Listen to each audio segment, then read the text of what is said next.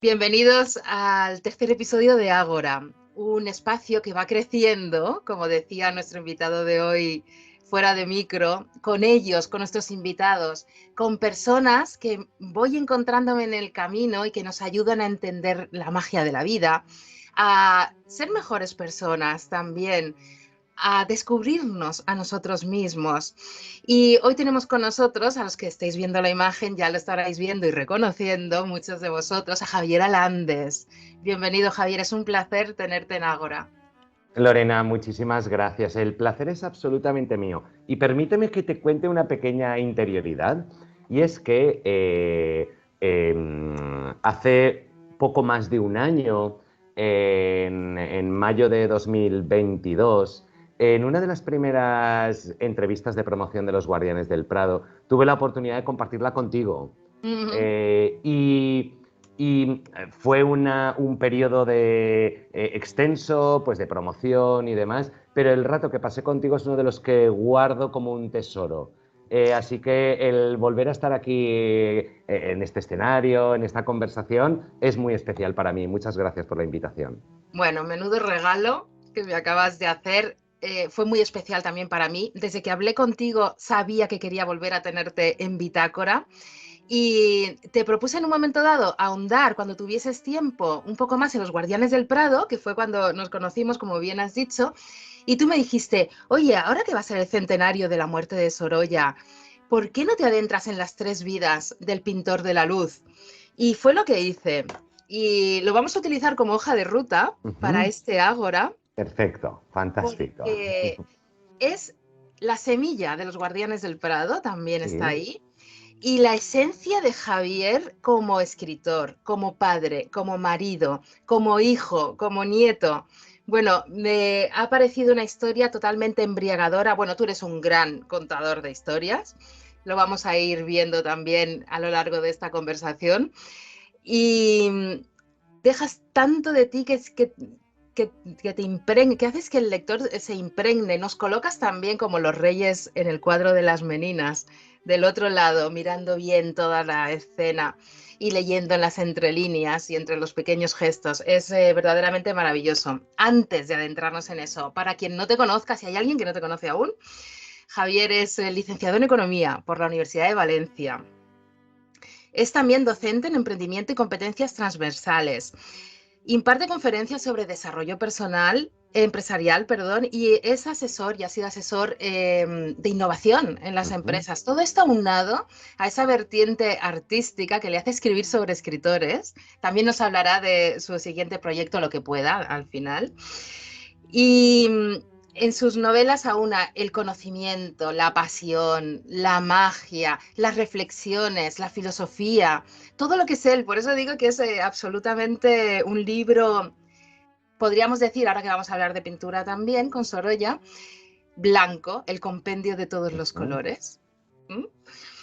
Y creo que ha hecho también, y se lo dije mientras estábamos intercambiando mensajes antes de la conversación, una especie de Moulin de la Galette de Renoir que él utiliza también en su libro. Y quiero empezar por ahí. Quiero empezar leyendo lo que dice Pedro de Moreno de Mora, que acompaña a Sorolla a París en un momento dado de la vida del pintor, y dice de este cuadro: es un universo en sí mismo donde cada persona busca su felicidad, su risa, su baile.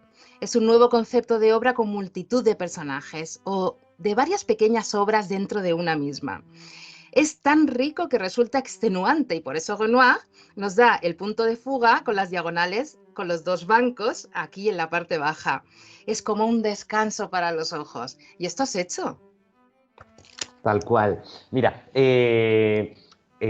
buah, no sé por dónde empezar. Mira, yo creo que al final todos, todas, y a medida que vamos cumpliendo años, yo estoy a punto de cumplir 49, que bueno, que no está, pero ya son unos cuantos, ya son unos cuantos. Y a medida que vamos aunando las distintas experiencias que tenemos, ya sean profesionales, personales, yo creo que todos somos capaces de encontrar un hilo conductor en todas ellas, ¿no? Y que unas y otras, por lejanas que parezcan, se van entrelazando. Fíjate que, como tú bien comentabas, yo trabajo mucho con personas emprendedoras, personas que desean cambiar el mundo, están capacitadas para hacerlo, están cualificadas técnicamente para hacerlo, pero es que tienen que saber contarlo. Tienen que buscar su historia, tienen que conectar con todas aquellas personas o empresas a las que desean solucionar problemas con su emprendimiento, a las que desean mejorar su vida con su emprendimiento y empatizar con ellos. Por lo tanto, me doy cuenta que, al menos en mi caso, en todas esas facetas que parecen tan diferentes, innovación, emprendimiento, escritura, conferenciante, hay un mismo hilo conductor que es: vamos a vivir juntos, vamos a viajar juntos, vamos a caminar juntos y vamos a encontrar ese hilo conductor que nos une. Por lo tanto, al final yo me defino con que haga lo que haga, tanto de manera personal como profesional, como un contador de historias. Las historias es lo que desde el principio de la humanidad nos ha unido a todos. Probablemente en el Paleolítico, en el Neolítico, las noches, después de la caza, de la recolección, de tal, eran reuniones alrededor de un fuego a contar historias. Y puede ser que el formato haya cambiado, pero la esencia sigue siendo la misma, ¿no? El juntarnos y el conocer nuestro pasado, el conocernos a nosotros mismos a través de las historias. Y eso es lo que me encantaría poder lograr a través de todas esas facetas, pero especialmente a través de los libros, que es algo pues que puede tener una mayor difusión. Al final un libro, Lorena, tú me vas cortando porque yo me pongo a hablar Yo, y... en absoluto. Aquí el que tiene que hablar y el que tiene que compartir toda esa experiencia con nosotros para que aprendamos eres tú. Así que yo feliz, vete por todas las ramas y Pues afluentes que quieras. fíjate, Somos libres, no hay... fíjate que un libro es una comunicación entre la persona que lo lee y la persona que lo ha escrito a través del tiempo y el espacio. Es decir, ¿qué me importa a mí que el libro que esté leyendo esté escrito en 1850 por una persona a 7.000 kilómetros de distancia? Mientras yo lo esté leyendo, estoy conectado con la persona que lo ha escrito. Eso es muy bonito, esa conexión Ujú. entre atemporal, Totalmente. adimensional, entre el creador, el escritor y el lector. Oye, ahora que me hablas de creación y de todo esto tan bonito y de esa conexión, y tú que eres especialista también en innovación, pregunta ineludible. La Ujú. inteligencia artificial, ¿qué papel va a jugar en esto?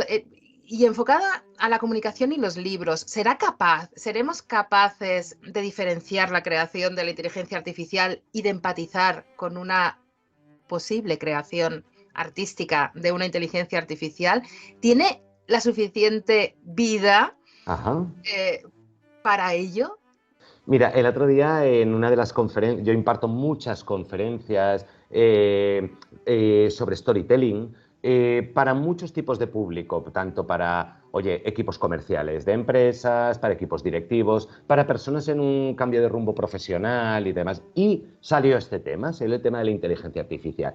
Es un tema que me interesa muchísimo porque es un tema que, bueno, es una auténtica revolución. Y entonces yo les invité a las personas a hacer una reflexión.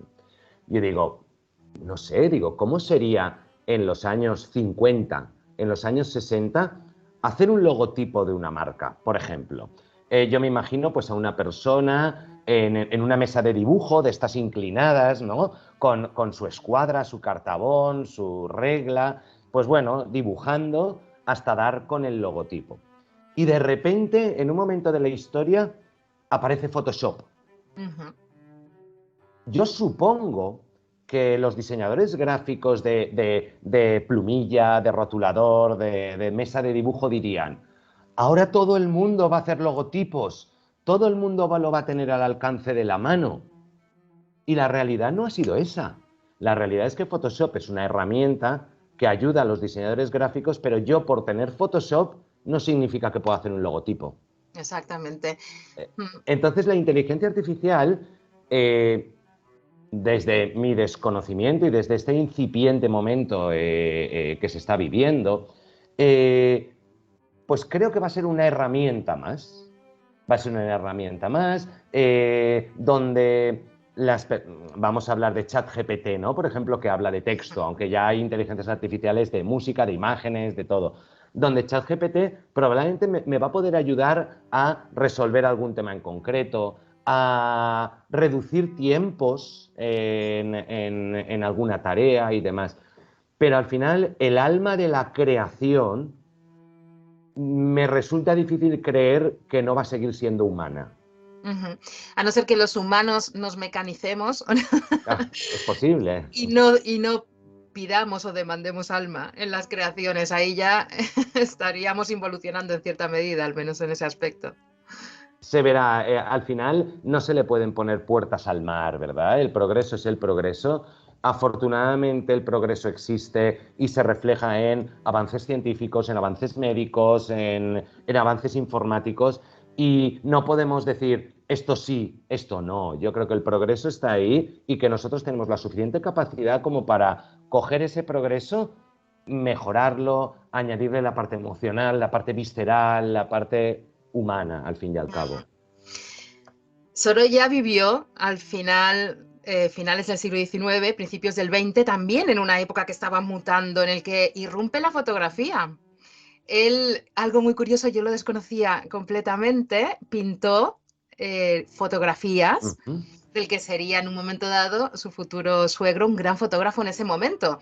Irrumpe la fotografía y, claro, hace accesible una representación de las personas más allá del cuadro. Entonces, imagino que la tesitura se dio en ese momento, igual que con la imprenta en el 16.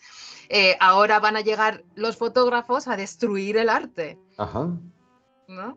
Nunca ha sido así, ¿no? Es decir, el arte continúa con nosotros y es más, la fotografía pues se ha convertido en otra forma de arte, en Exactamente. otra forma de captar instantes, de captar momentos, de una manera completamente distinta a la que captan instantes y momentos un cuadro, por ejemplo. Y creo que a día de hoy, en pleno siglo XXI, seguimos apreciando ambas artes, que pueden ser complementarias, que pueden inspirarse una en la otra, que pueden... Hay ya artistas que incluso juegan con ambas, ¿no? Y componen... Pero nunca la fotografía vino para sustituir a la pintura, sino para crear una nueva forma de mostrarnos imágenes, de comunicarnos y demás. Y es cierto, Sorolla vivió ese tiempo y fíjate, oye, ¿por qué no? Quizá a lo mejor los pintores en aquel momento sintieron ese temor de que la pintura ya no iba a ser necesaria, porque venía esta nueva disciplina. Y el tiempo nos ha demostrado que no ha sido así. Exactamente. Los grandes creadores aprenden a surfear o a combinar, a utilizar esas Sí. herramientas, mejorarlas y encontrar su estilo. Las tres vidas del pintor de la luz evidentemente habla de ese Sorolla en busca de ese estilo y cómo lo consigue. E igual que llegaba la fotografía, llegaba el impresionismo frente al naturalismo y él vivió eso toda y se lo apropió para acabar teniendo su estilo propio que, claro, es que es maravilloso cómo te sumerges con tu libro, todo vestido y con un contexto de aventura, se lee de una manera totalmente fluida, es absolutamente, es como el agua, te va llevando el río. Pero vas cogiendo esas pinceladas de la vida de Sorolla y lo vas entendiendo, entiendes sus cuadros y cuando miras de repente sus obras, después de haber leído tu libro, tienen otra dimensión, son muchísimo más profundas. Entiendes, esto debe ser de esta época y lo aciertas. En todas las disciplinas, yo creo mucho y admiro mucho a lo que los americanos llaman un game changer. Alguien que reinventa el juego, ¿no? Que lo reinventa. Fíjate que el otro día estaba viendo un documental. Yo creo que al final las personas como tú, como todos tus oyentes, espectadores, como yo, que nos gustan las artes, las expresiones culturales y artísticas, pues nos fijamos en aquellas obras que reinventan un poco el estilo. Y el otro día estaba viendo un documental sobre el musical Hamilton de Lin-Manuel Miranda. Es un musical que narra la vida de Alexander Hamilton, mano derecha de George Washington, primer secretario del Tesoro de Estados Unidos, allá por 1779, y es un musical a ritmo de rap y hip hop.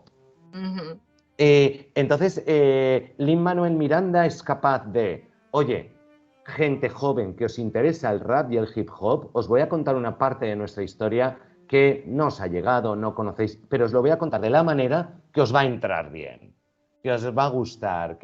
Entonces, Sorolla fue ese game changer de su época para mí. Fíjate que la pintura, y sobre todo en España, una de las grandes escuelas mundiales, ¿no? de los últimos 5 o 6 siglos, pero la pintura estaba dominada por cuadros religiosos, retratos reales de familias reales o cuadros bélicos, histórico-militares, etc. Pero ya nos habían dejado, incluso el propio Velázquez, allá por 1650, nos deja pinceladas costumbristas, ¿no? La vieja friendo huevos. El propio Goya se adentra también en ese costumbrismo un poco más, con sus grabados, con los caprichos, con esas escenas que creó para la Real Fábrica de Tapices, ¿no? Que era el pelele, el juego de la gallina y tal, un poco costumbrista.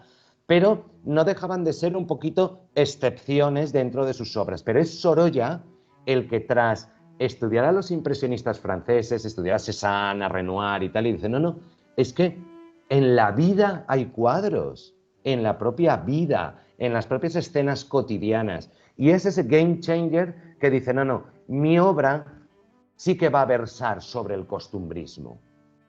No empieza así Sorolla, porque Sorolla sí que se deja arrastrar por esas corrientes y por eso existe el Crit del Pailleter, que es un cuadro en el que un valenciano que tiene de oficio pues el trabajo con el mimbre, con la paja, arenga al pueblo para levantarse contra los franceses. Tiene el cuadro de defensa del Parque de Monteleón, donde Daoiz y Velarde entregan armas al pueblo de Madrid para combatir a los franceses en el 2 de mayo. Pero poco a poco, y gracias a la inspiración que le proporcionan esos impresionistas, se da cuenta que las verdaderas imágenes están en el día a día de las personas. En el caso de Sorolla, diciendo, lo tengo todo, o sea, tengo el mar, tengo los oficios del mar, tengo los azules, los marrones, los verdes, el cielo, la luz de Valencia, y basa toda su carrera en un costumbrismo que lleva mucho más allá, por eso hablo de lo de game changer, cuando le proponen la colección de visiones de España, de la Hispanic Society, que reside en Nueva York, en el edificio de la Hispanic Society, y ese costumbrismo valenciano que había hecho él, mediterráneo, ya lo lleva, ya lo expande a todo el territorio nacional, y vemos a los paisanos de Soria, vemos a la fiesta del pan de Castilla-La Mancha, vemos a los bolos de Euskadi, a la pesca del atún en Ayamonte, escenas de la vida diaria y que él lleva a otra dimensión. Totalmente, estás hablando y te estoy viendo, estás con la camisa un poco arremangada y veo que tienes un tatuaje y es circular. Sí. Si no quieres hablarme de él, como es algo personal, no tienes por qué hacerlo, pero en tu novela es muy importante cerrar el círculo. Sí. Entonces, ¿tiene algo que ver ese tatuaje con ese cerrar el círculo de tu novela? Pues mira, te agradezco la pregunta. Te voy a contar la historia del tatuaje, ¿vale? Bueno, mira, pues llevo un pequeño tatuaje aquí que son 3 círculos concéntricos. Son 3 círculos concéntricos. Yo creo que todas las personas, Lorena, pues oye, pasamos nuestras rachas y nuestras fases en la vida. Y hay fases en las que parece que todo rueda de maravilla y hay otras que parece que se nos haya caído una pared encima, ¿no? Y no podemos levantarnos. Pero eso forma parte de la vida también, ¿no? Es decir, el relativizar las alegrías, el disfrutarlas, pero no llegar a pensar ya está todo hecho, ni que cuando las cosas van mal no es el final, nunca se ha acabado. Yo necesito recordarme todos los días, que yo soy luz para las personas que me rodean, puedo aportarles energía, puedo aportarles calor. Por larga que sea la tormenta, tarde o temprano va a salir el sol. Cada día es una oportunidad nueva para volver a empezar, para volver a intentarlo y demás. Y entonces esto para mí es mi sol. Esto para mí es mi sol.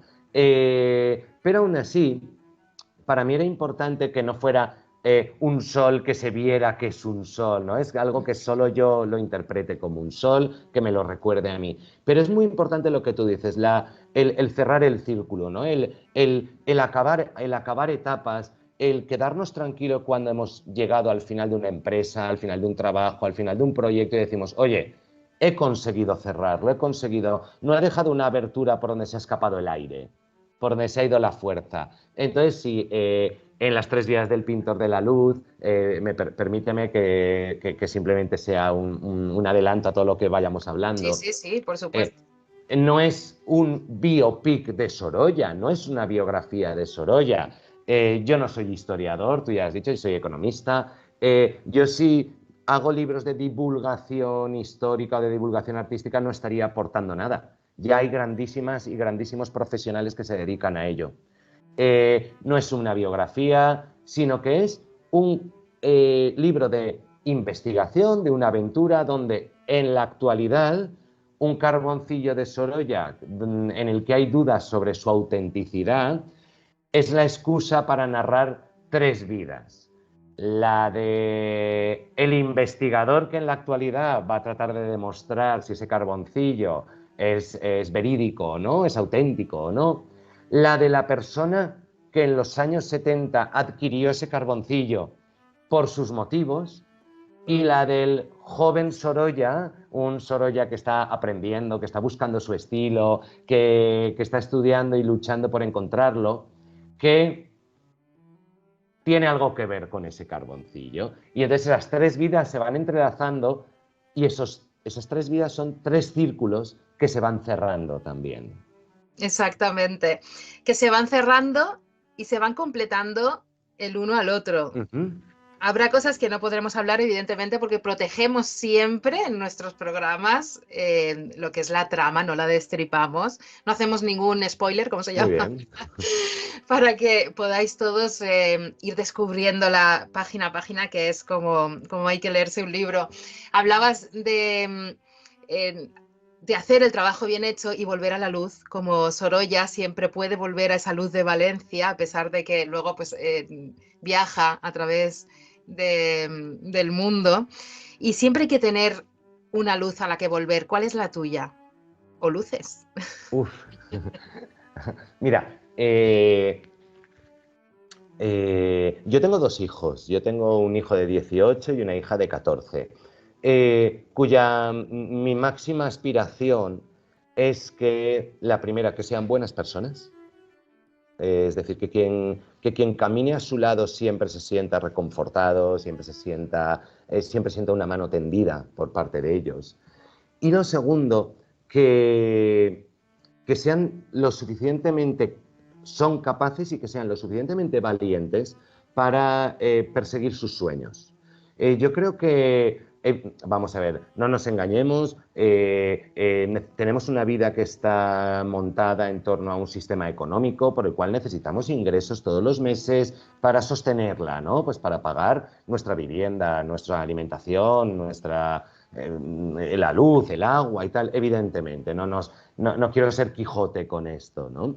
Lo que sí que es cierto es que yo, más allá de mi trabajo, que soy muy afortunado porque me encanta, porque lo disfruto muchísimo, Se nota eh, eh, cada vez que te eh, oigo. persigo el sueño de contar historias y de que esas historias lleguen a mucha gente y de poder compartirlas con mucha gente. Mi luz es poder decirles a mis hijos, oye, yo tengo 49 años y sigo persiguiendo sueños. Si tú tienes 18, tienes 14, lo tienes todo por delante. Puedes hacer lo que quieras. Puedes hacer lo que quieras. El tiempo da igual. Todo requiere tiempo. Mientras tengas un objetivo, te ilusiones con ello y seas capaz de visualizarlo, inténtalo. Ujú. Mi objetivo, Lorena, esto se lo comento siempre a las compañeras y compañeros con quien tengo el gusto de hablar. En un principio, esto que te voy a decir me parecía muy presuntuoso cuando yo lo decía y ahora ya lo he normalizado completamente. Yo deseo vivir de escribir. Yo deseo que mis necesidades económicas de mi vida se sostengan gracias a la venta de mis novelas, a las conferencias a las que acudo como escritor, a los cursos de escritura, etcétera, etcétera. Sé que es muy difícil, sé que hay que vender muchos libros, que hay que... Cuando digo vivir de escribir, no estoy hablando de comprarme un barco, no, no. Estoy hablando de que si yo necesito una determinada cantidad, pues para sostener mi vida normal, pues que esa cantidad provenga de la escritura y sus satélites. Para eso, pues sé que tengo que vender una determinada cantidad de libros, sé que a la que no he llegado todavía. Yo no vivo de escribir, a la que no he llegado todavía. Pero el tener ese objetivo en mente es algo que me ayuda a levantarme cada mañana. Es algo que me ayuda a que cada página que escribo está orientada hacia los lectores, hacia que las personas se identifiquen con ello, disfruten del libro y lo difundan.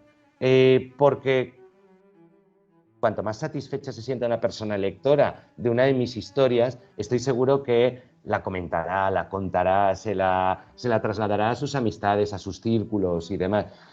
Yo no sé si la distancia en la que yo me encuentro hasta vivir de escribir es tan larga que jamás llego. Yo hago algo todos los días para estar 1 milímetro más cerca. Igual la distancia es tan larga que milímetro a milímetro no llego nunca.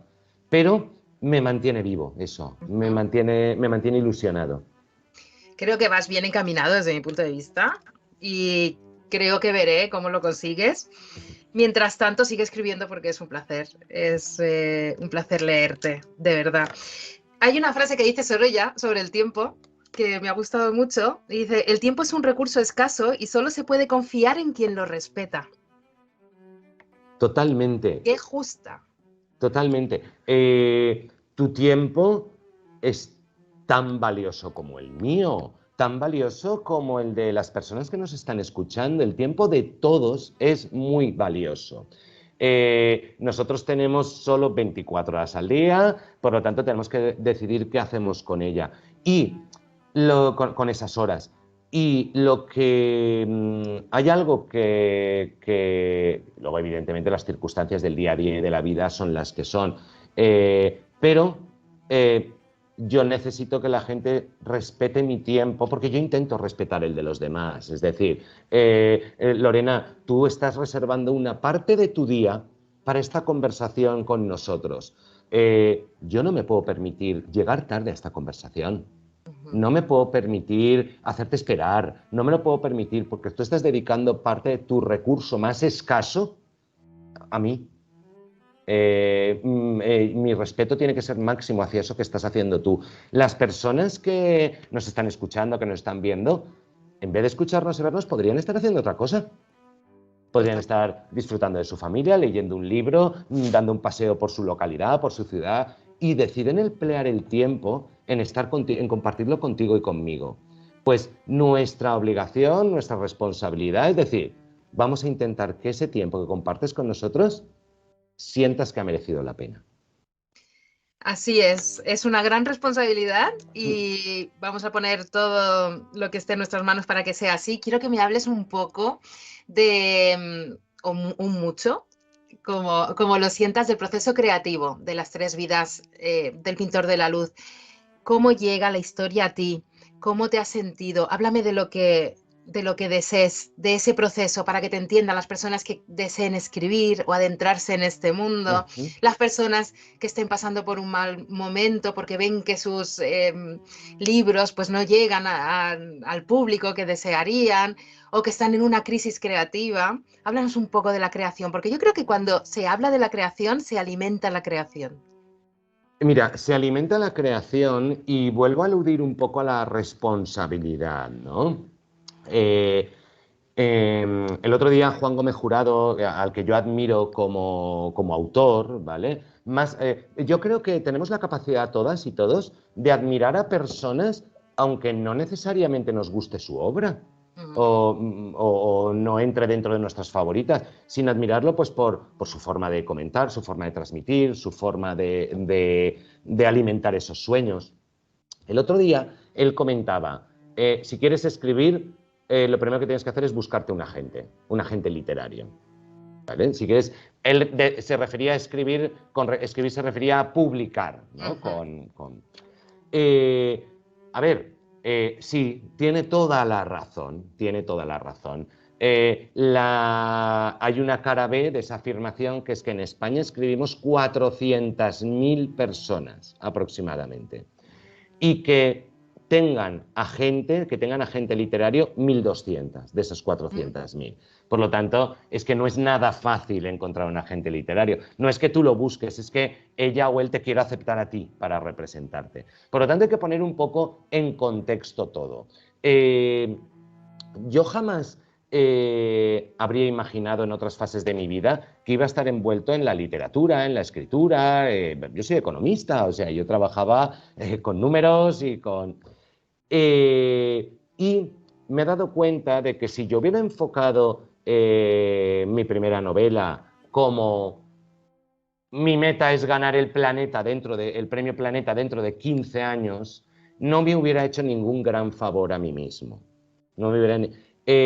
porque me he dado cuenta que yo tuve la suerte de que esa primera novela fue hecha únicamente para el disfrute, para la satisfacción personal, para el decir, oye, no decían que era árbol, hijo y libro, pues mira, libro ya lo tengo. Yo me di cuenta, Lorena, mi primera novela data, yo tengo 49, a los 43 años. Es mi primera, hace un rato, o sea, hace un rato. Ahora en septiembre sale mi séptima novela. Me di cuenta que yo siempre he sido un gran consumidor de historias. Historias en teatro, en cine, en series, en libros, en cualquier formato. Y que a la hora de crear mis propias historias, que yo quería crear mis propias historias, me faltaban dos cosas. Una, tener algo que contar, y otra, saber contarlo, que son dos cosas diferentes. Son dos cosas que me faltaban, pero afortunadamente tenían solución. Tener algo que contar se soluciona con tiempo y vivencias.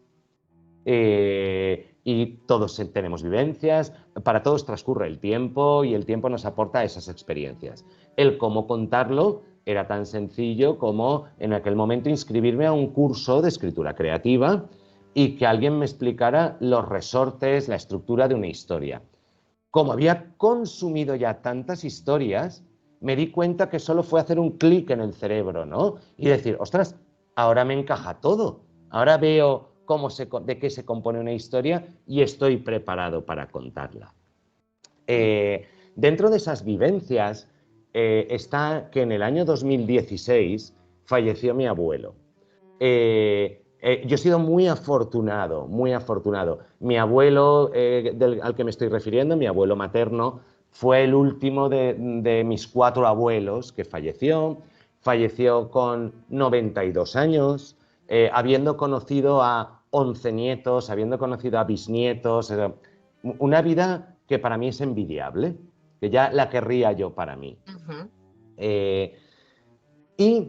La posesión más preciada de mi abuelo era un carboncillo de Joaquín Sorolla que tenía colgado en el recibidor. Era su Sí, que eso es real. Absolutamente Es real. real. Pensé que era una excusa, como podía ser encontrarte un manuscrito, ¿no? Que se puede utilizar, ese recurso literario, pero es Pues real. absolutamente real. Era su posesión más preciada.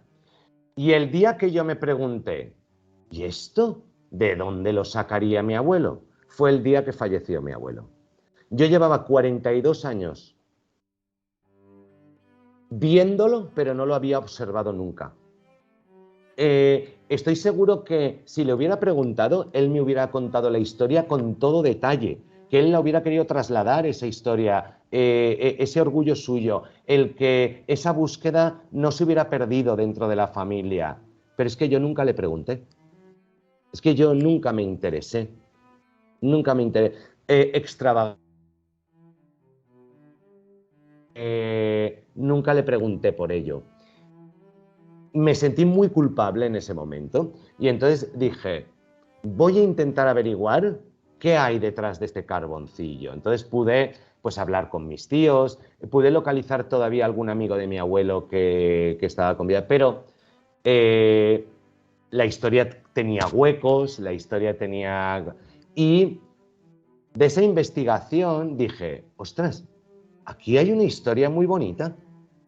Aquí hay una historia muy chula y una historia que puedo intentar volcar a negro sobre blanco, puedo intentar escribir y oye, y a ver qué pasa. Con lo que se había cumplido la primera de las cosas que yo necesitaba, que era vivencias, cosas que contar. Y la segunda era tan sencilla como hacer un curso de escritura y demás. Y ese es el germen de Sorolla. Que el libro sea de Sorolla es una casualidad de la vida. Es decir, si el carboncillo que hubiera tenido mi abuelo hubiera sido de Picasso, pues este libro hubiera sido sobre Picasso. Fue una coincidencia. Sí que es cierto que a medida que nos vamos metiendo en un tema, vamos profundizando, vemos aquello que descubrimos cosas que ni nos habríamos imaginado de ese tema. Y gracias a mi abuelo, yo pude descubrir la faceta del Sorolla más allá del pintor, más allá de las obras que ya conocía sobre Sorolla. Esa faceta de una persona que a finales del siglo XIX es capaz de decir, yo es que quiero pintar, y es que no hay otra opción, no hay otra opción, no hay un plan B. Ahora yo tengo un plan B. Oye, si lo de los libros no me va bien, pues yo sigo dando clases y tal. Gente que era capaz de arriesgarlo todo por su pasión. Y ese arriesgarlo todo era tal responsabilidad que les llevaba a viajar, a conocer otros artistas, a meterse en otros estilos, a pasarse noches sin dormir pensando en cómo poder conjugar todo lo que veían para ser un game changer. Ujú. Para cambiar. Y la historia es descubrir una historia de Sorolla, esa historia que es apasionante y está reflejada en ese libro, ¿no? Esa búsqueda del estilo. Una búsqueda de un estilo que está llena de callejones sin salida, que está llena de fracasos. Aunque ahora en retrospectiva veamos pues, la maestría de Sorolla, que por supuesto lo es, pero es una historia con fracasos muy importantes. Pero esos fracasos fueron los que él tuvo la capacidad con los que alimentarse para seguir creciendo. Totalmente. En este proceso creativo, ¿pensaste en tirar la toalla en algún momento? ¿Te sentiste tan frustrado que dijiste, no estoy preparado para ser escritor? Mira, sí. Sí. Mira, fíjate, te voy a. Cada persona que yo creo que cada uno podríamos contarnos nuestras interioridades, ¿no? Pues tú, como comunicadora, seguro que también tienes una progresión jalonada de sentimientos encontrados muchas veces. Y pues yo creo que cualquier persona que tiene una expresión artística también. Las tres vías del pintor de la luz fue la primera novela que escribí. La terminé en 2017.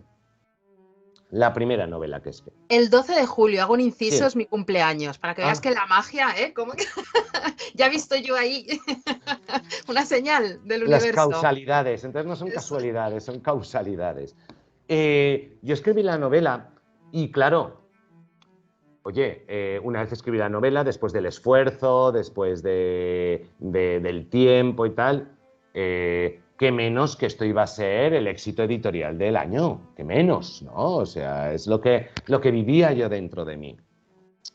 Yo me puse, no tenía ninguna relación con el mundo de la literatura, me puse en contacto a través de email, en contacto con editoriales, por supuesto, de las grandes a las pequeñas, claro, porque es que esto era para las grandes. Si yo me puse en contacto con unas 40 editoriales aproximadamente, 30 ni me contestaron y 10 me contestaron que no les interesaba. Entonces empiezas un poco a ponerte en tu sitio, ¿no? A bajar los pies a tierra y demás. Yo resido en Valencia, yo soy de Valencia, y aquí el mundo literario está muy vivo y se hacen cosas pues, muy innovadoras, muy chulas, pues para poner en contacto personas relacionadas con el mundo de la literatura. Y uno de los eventos que acudí en aquel tiempo fue a un speed dating con editoriales, ¿vale? No me Es decir, digas. sí, No sabía que existía. yo tampoco, lo descubrí pues a través de una publicación en redes sociales y demás, y era pues eso, había 6, 8 personas editoras en unas mesas y teníamos 5 minutos para sentarnos con cada uno de ellos y exponerles nuestra obra. Oye, pues yo fui allí, les conté tal y cual, y una de esas editoriales al día siguiente me escribió y me dijo, mándame la novela por email. A los 3 meses me vuelve a escribir y dice, oye, vamos a tener una reunión para hablar de tu novela. Bueno, a mí se me puso el corazón como un caballo desbocado, ¿no? Voy, una editorial, mi novela, una editorial muy modesta, muy pequeñita, muy profesional. Las personas que trabajan en editoriales suelen ser muy profesionales, suelen ser amantes de la literatura, por pequeña o grande que sea la editorial. Una editorial muy modesta, pero para mí era un logro grandísimo. Por supuesto, se lo comenté a toda mi familia, que iba a tener una reunión con una editorial, a todos mis amigos, a todo el mundo. Ya que fui a la reunión. Y esto, por favor, perdón, pido perdón por el vocabulario, ya de primeras. Y me dijo, oye, he leído tu novela, no la voy a publicar porque es una mierda. No, pues no me Pero lo sí, puedo creer. pero si ha querido verte es porque en esta novela hay una historia que merece la pena contarse y dentro de ti hay un escritor. Y te voy a explicar por qué la novela no funciona. Y entonces, en 2 horas me dieron esa persona de una editorial modesta, de una población de aquí de la Comunidad Valenciana pequeñita y tal, me dio la mejor masterclass de literatura que he recibido en mi vida. Y a cada cosa que me decía, solo podía pensar para dentro de mí, tiene toda la razón. ¿Cómo no me había dado cuenta de eso?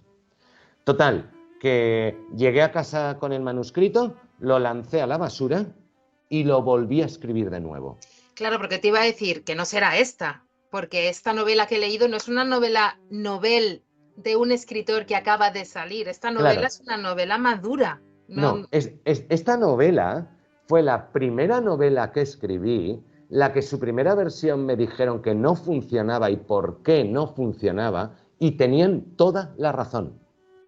Tenían toda la razón. Y lo que hice fue, su primera versión, tirarla a la basura directamente y empezar de cero. Wow. Con esos consejos que tal. Esos consejos fueron tan buenos que evidentemente cuando la volví a escribir es cuando Editorial Sargantana se la envié, la leyó y dijo, la queremos publicar. Pero porque yo había caído en la trampa, en el efecto Dunning-Kruger, que se llama, en el sobrevalorar nuestras capacidades. ¿Vale? Yo había sobrevalorado mis capacidades. Ferran Adrià, yo creo que al menos de nombre lo conocemos todos, ¿no? Me parece una persona muy interesante, me encantaría conocerlo personalmente, y él fue capaz de, no sé si lo recuerdas, Lorena, de crear la deconstrucción de la Sí, tortilla de patata, ¿vale? sí. Es decir, oye, pues el huevo no está cocinado del todo, pero la patata sí, pero no tiene apariencia pero el sabor sí. Esto es una tortilla de patata, pero no como la conoces habitualmente. La he Un poco deconstruido. a lo Magritte, ¿eh? Sí, muy ¿Sabes? bien, a lo René Magritte, Sí, sí. exactamente. Claro, pero ¿cuál era el secreto que había detrás de esa deconstrucción? Que para hacer esa deconstrucción de la tortilla de patata había que saber hacer muy bien una tortilla de patata de manera tradicional. Entonces, cuando conoces muy bien los pasos, los procesos de hacer algo a la manera estándar, es cuando puedes deconstruirlo. Yo había pretendido deconstruir algo sin haberlo hecho antes a la manera estándar, sin haber tenido experiencia de hacerlo a la manera estándar.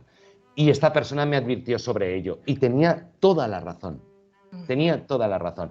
Yo me encuentro con muchas personas, muchas compañeras, compañeros que escriben su primera novela y en esa primera novela quieren escribir la gran novela, todo lo que tienen dentro, quieren que sea innovadora, y están pretendiendo hacer la deconstrucción de la tortilla de patata sin haber cocinado antes una tortilla de patata a la manera tradicional. Pues es lo que me pasó a mí, es decir, yo sobrevaloré mis capacidades, Lorena. Y si no lo digo así, ahora ya no me da vergüenza decirlo, pero es que si no lo digo así, siento que tampoco estoy aportando algo a compañeras y compañeros o a personas que deseen iniciarse en el mundo de la escritura. Yo sobrevaloré mis capacidades y quería innovar, sin haber hecho antes algo sencillo, a la manera tradicional, con una estructura clásica y demás. Esa segunda escritura dio como lugar Las tres vidas del pintor de la luz. El mundo de la literatura es un mundo muy curioso, porque aprendes que sus tiempos son completamente distintos. Tú escribes un libro en 2017 y no se publica hasta 2019, porque las editoriales tienen que prever sus agendas con tiempo, tienen que ver cuál es el mejor momento en el que un determinado libro puede salir, tienen su cola de publicaciones y demás. Entonces tú firmas un contrato, la mar de contento, y dices, bueno, pues ahora me voy a esperar 2 años a que se publique la novela. Incertidumbre. Voy a esperarme 2 años. Pero yo quiero seguir escribiendo. Con lo que yo continué escribiendo y pude saborear y tocar otras vertientes del mundo de la literatura que gracias a la tecnología, como hablábamos antes, están disponibles para nosotros. La autopublicación, la difusión a través de redes sociales y demás. Entonces, antes de que apareciera esta, yo autopubliqué 2 novelas más. Y entonces me siento especialmente orgulloso de que de 6 novelas que tengo en el mercado, tengo autopublicadas, tengo en editoriales muy modestas como Editorial Sargantana, pero que trabajan y cuidan el producto de una manera maravillosa, y tengo novelas con Editorial Planeta. Y entonces siento que ha habido una progresión natural, que ha habido un aprendizaje, que he necesitado aprender a ser humilde. Mira, cuando escribimos nuestra primera novela, las personas que queremos escribir, lo volcamos todo. Volcamos nuestra filosofía interior, nuestras vivencias, que las ponemos en otros personajes, ¿no? Las ponemos como que le ocurren a otros personajes. Esa filosofía que hemos ido adaptando, pues que nos ha trasladado nuestra familia, ¿qué tal? Pues ahí está en la novela. Y entonces te vacías, lo vuelcas todo. ¿Eso qué significa? Que cuando vas a tu segunda novela no tienes nada que contar, no te queda nada dentro. Lo has contado todo en la primera. Y las segundas novelas suelen ser horribles. Por ese motivo. Mi segunda novela es horrible. O sea, es horrible. Es horrible. A ver, es muy mejorable. Es una segunda novela donde yo me había vaciado en la anterior y era como que ya no quedaba nada especial dentro de mí.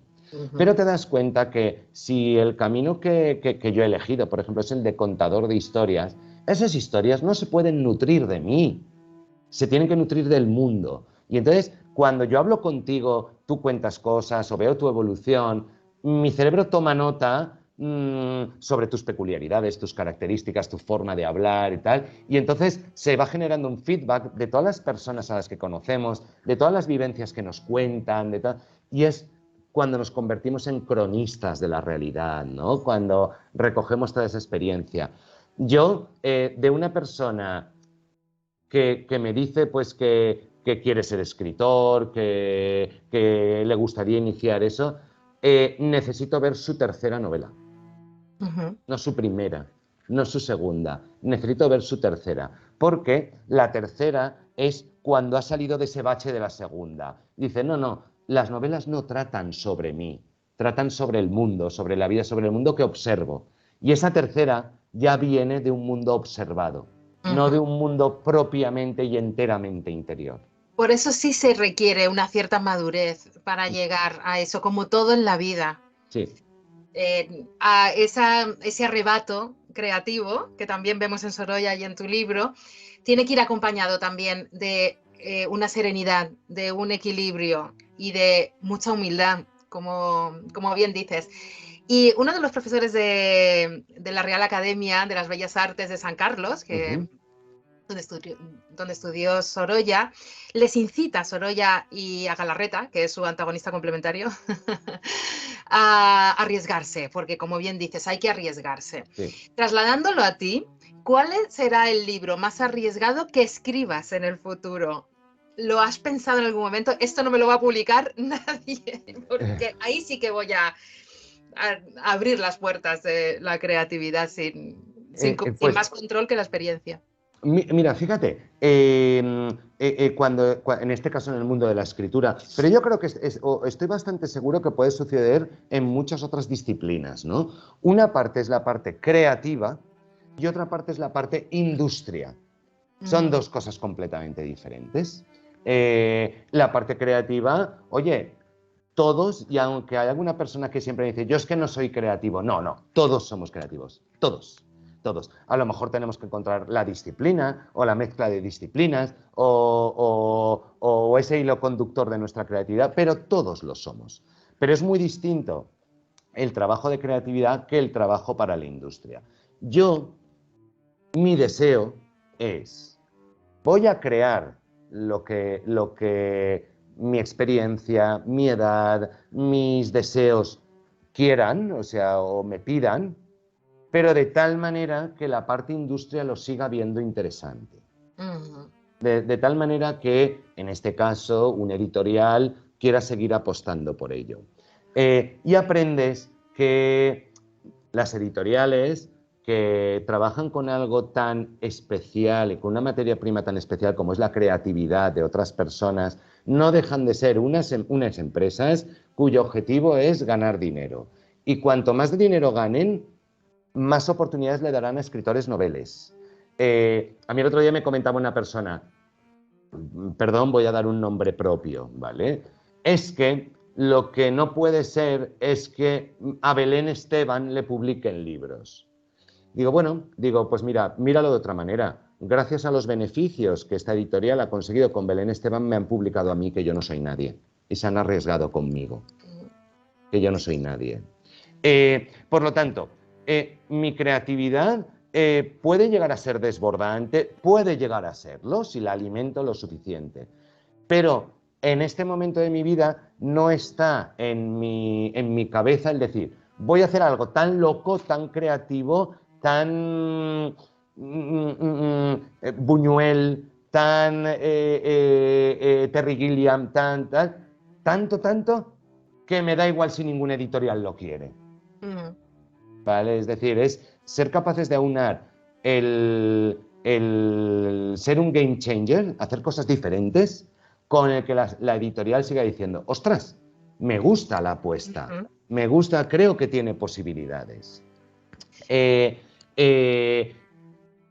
Hay algo muy complicado en el mundo de la expresión artística, pues, del cine, de la literatura, que es ocupar un nicho, tratar de ocupar un nicho que la gente te relacione con. Yo creo que cuando alguien nos dice, voy a ver la última película de Tarantino, yo no sé de qué va la película, pero sé lo que me voy a encontrar. Exactamente. Sé que me voy a encontrar humor negro, una cierta banalización de la violencia, unas conversaciones muy inteligentes, y no sé de qué va la película, pero lo tengo posicionado en mi cabeza. Cuando alguien dice, vamos a ver Oppenheimer, la nueva de Nolan, que yo estoy, pues, aunque esto se puede escuchar o se puede ver cuando se quiera, el estreno de Oppenheimer para nosotros es mañana. ¿Vale? Pues solo por el hecho de ser de un creador como Christopher Nolan ya me interesa. Y luego me puede gustar o no me puede gustar.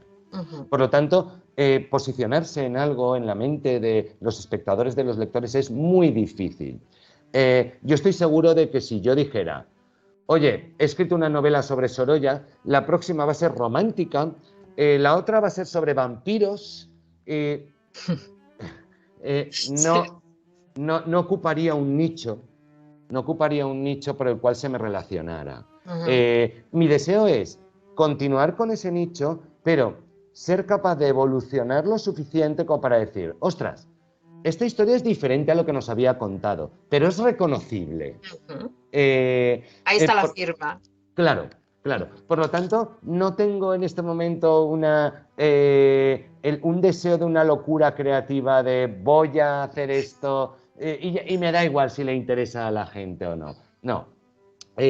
Quiero seguir hablando de arte, Lorena. Creo que el arte nos representa a todos. Tienes un Eh, libro que va a salir ahora, hablando de sí. arte, sobre otro pintor que me apasiona. Ujú. No sé si nos Maravilloso. puedes contar algo de ella. Sí, mira, el 28 de septiembre, el 28 de septiembre de 2023, de este año, es el lanzamiento en todas las librerías de España de La última mirada de Goya, que habla, pues evidentemente, sobre Francisco de Goya. Insisto, yo no puedo escribir un tratado artístico, una biografía de Goya, no aporto nada, no aporto nada. Yo lo que trato es de, tanto en Las tres días del pintor de la luz, como en Los guardianes del Prado, como en La última mirada de Goya, coger un hecho muy curioso que sea poco conocido y a partir de ahí generar una aventura que nos dé una retrospectiva sobre ese periodo, sobre ese artista, sobre su obra, etc. No sé si lo comentamos, vamos la otra vez, yo jamás he aprendido tanto del siglo de oro español como con la serie de libros de Alatriste de Pérez Reverte. Ujú. O sea, ni en el instituto, ni en la universidad, ni en ningún sitio, con los libros de Pérez Reverte. Y los libros de Pérez Reverte han sido la excusa para googlear determinados nombres o determinadas obras o determinados reyes o lo que sea. Ojalá la gente sintiera eso con mis libros, ¿no? He descubierto un hecho histórico que no conocía, voy a tirar un poco más del hilo. Permíteme que te cuente ese hecho histórico del que parte La última mirada de Goya. Eh, eh, en 1878 fallece la esposa de Joaquín Pereira, que en aquel entonces era el cónsul español en Burdeos. Fallece pues de una pulmonía. Burdeos es una ciudad con mucha humedad, el río Garona la atraviesa. Y Joaquín Pereira pues entra en un proceso de depresión, deja de lado sus tareas consulares, sus tareas diplomáticas, para pasar el día en el cementerio de las Chartres, en Burdeos, que es donde ha sido enterrada su esposa. Esas estancias en el cementerio de Joaquín Pereira le dan para ir paseando, para ir conociendo las peculiaridades arquitectónicas que tiene un cementerio, los mausoleos, los panteones, las criptas. Y un día, en uno de esos paseos, llega a la confluencia de dos calles del cementerio, donde se eleva un monolito de piedra blanco circular de aproximadamente 1,5 metros de altura, en el que solo hay grabadas dos palabras en la piedra del monolito: A. Goya. Y Joaquín Pereira se da cuenta que ha descubierto la cripta donde está enterrado Francisco de Goya desde que falleció en Burdeos en 1828, ¿vale? 50 años antes. Francisco de Goya fue un represaliado de Fernando VII, fue lo que Fernando VII y su corte llamaron afrancesados, personas pues, que tenían un pensamiento liberal, que creían en esa ilustración que venía desde Francia, y entonces fueron perseguidos por Fernando VII y muchos de ellos decidieron emigrar y autoexiliarse a Francia. Y Goya había fallecido en 1828 en Burdeos. Y ni España ni su familia habían reclamado sus restos. Entonces Joaquín Pereira se plantea como su último gran servicio diplomático repatriar los huesos de Goya a España. 10 años le cuesta obtener los permisos a Pereira. Y en 1888, una mañana de octubre, junto con el director del cementerio, un notario, 3 testigos y 3 operarios del cementerio, se dirigen a la cripta para sacar los restos de Goya y comenzar ese viaje para traerlos a España. Cuando uno de los operarios baja a la cripta subterránea, sube a los pocos segundos y llama al director del cementerio.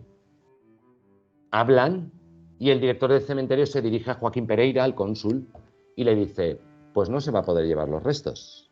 Dice: ¿cómo que no? Si tengo todos los permisos. Dice, pues verá, tenemos que abrir una investigación porque tenemos dos anomalías. La primera es que en la cripta no hay un cuerpo, hay dos. Y el segundo no sabemos de quién es. Y la segunda anomalía y más grave es que la cripta ha sido profanada y a Goya le falta la cabeza. No me digas. Eso es una historia absolutamente real y verídica. Absolutamente real. Ese es el hilo, eso es solo el prólogo de la novela, solo el prólogo, porque es el hilo para que se desarrolle una novela en dos tiempos.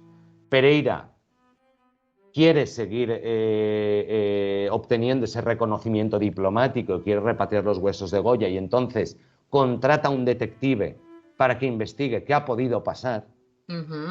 Pero también es la excusa para retrotraernos a 1828, a los últimos meses de vida de Goya en Burdeos, y averiguar qué ha podido pasar también. Y esas dos historias se van cruzando hasta que llega un momento en que se unen y todo tiene sentido. Qué absoluta maravilla, estoy deseando leerlo ya. Es un placer escucharte. Tenemos que dejarlo prácticamente aquí. Te dije una hora, no te quiero robar más tiempo, estás trabajando, además estás en la recta final ya para la publicación de tu novela, pero bueno, hablabas de que tus libros que te gustaría que fuesen como el pretexto para ir más allá, ¿no? En la vida de los personajes históricos. Que utilizas como pretexto para las historias.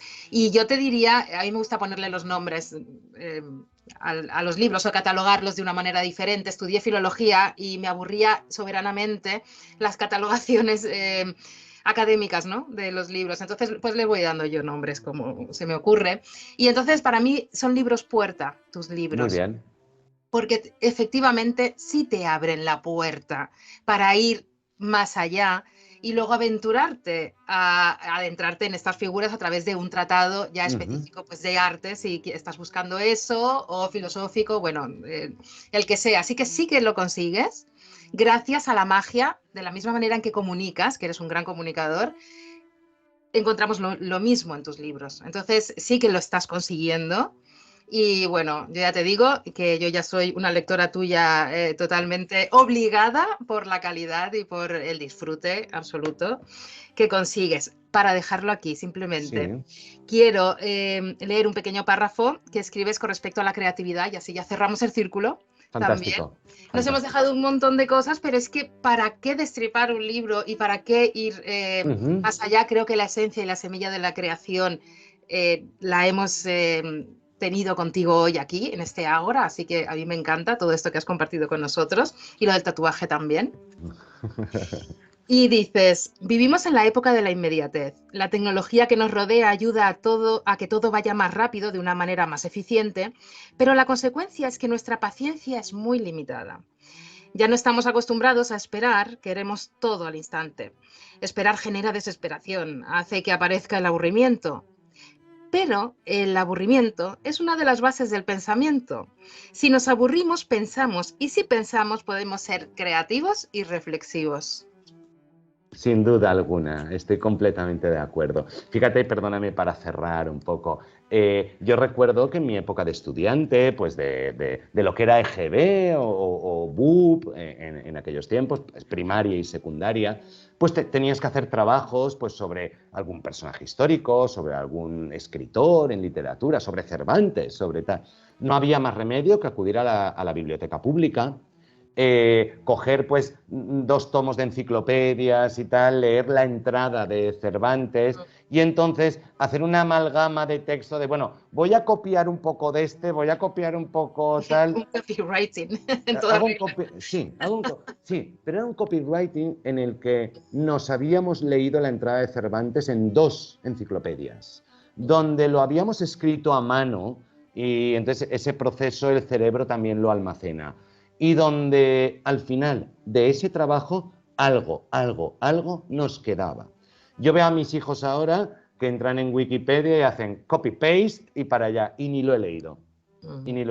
La tecnología es maravillosa, esa inmediatez nos libera tiempo, nos libera unidades de tiempo para que esas unidades de tiempo libres las podamos disponer para otras cosas. Pero muchas veces no permite, genera una hiperactividad que no permite ese aburrimiento, esa pausa, esa reflexión y por lo tanto esa creatividad pura que nace de la reflexión. Totalmente, así que vamos a invitar a los oyentes y a los que nos estén viendo también a aburrirse. Vamos a aburrirnos este verano, ahora que viene el calorcito, tumbaditos a quien le guste tomar el sol y si no en el agua o en la sombra, donde sea. Vamos a perdernos en el aburrimiento para que afloren nuevos pensamientos, ¿no? Dejar esos huecos y depurar un poco el cerebro de todo el año. Oye, Javier, es que es un placer tenerte, así que bueno, yo ya te emplazo a la Por siguiente. supuesto, Hablaremos después de la siguiente. a tu disposición, Lorena, muchísimas gracias por el tiempo que me has dedicado, por la ventana que me has abierto. Para mí ha sido un enorme placer y, por supuesto, como te digo, a tu disposición para seguir charlando cuando desees. Pues muchísimas gracias y muchísimos éxitos. Hasta la siguiente. Hasta luego.